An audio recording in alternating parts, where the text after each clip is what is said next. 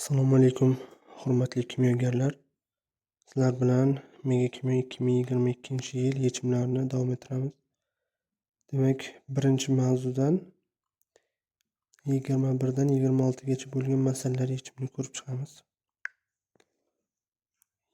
21-masala 716 gramm temir 3 fosfatdagi modda miqdorini aniqlang degan.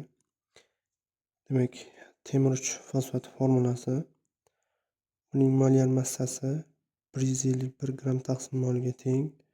Modda miqdorini topish uchun 716 grammni 151 gramm taqsim molga bo'lsak, grammlar qisqarib ketadi. 4,74 mol kelib chiqadi. Demak, to'g'ri javobimiz A javob bo'ladi. 22-savolga kelsak, 17 gramm vodorod peroksididagi modda miqdorini aniqlang degan. Vodorod peroksid formulasi, molyar massasi 34 gramm taqsim molga teng. Modda miqdorini topsak, 17 grammni 34 gramm taqsim molga bo'lsak, grammlar qisqarib ketadi. 0,5 mol kelib chiqadi.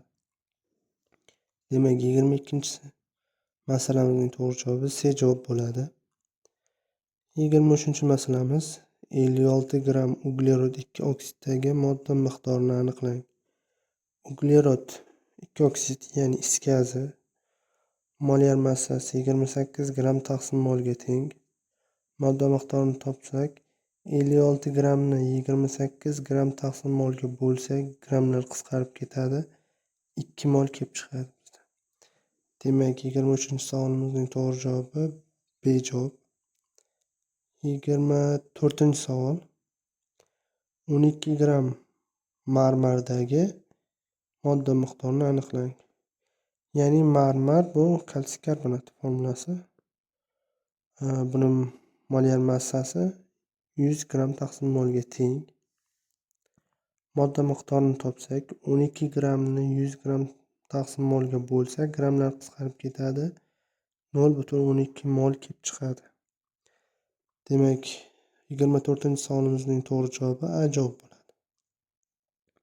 25-savol. 21,7 gramm smob 2 oksiddagi modda miqdorini aniqlang. Smob 2 oksid formulasi keltirilgan. Buning molyar massasi 217 gramm taqsim molga teng. Modda miqdorini topsak, 21,7 grammni 217 grammga bo'lsa, 217 gramm taqsim molga bo'lsak, grammlar qisqarib ketadi. 0,1 mol kelib chiqadi. Demak, 25-savolimizning to'g'ri javobi C javob.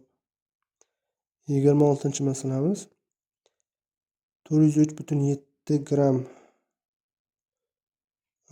smob bromiddagi modda miqdorini aniqlang degan. Smob bromid, ya'ni smob brom 2 holatda formulasi. Buning molyar massasi 361 gramm taqsim molga teng. Modda miqdorini topsak, 403,7 grammni 361 gramm taqsim molga bo'lsak, 1,1 mol kelib chiqar ekan. Demak, 26-masalamizning to'g'ri javobi D javob.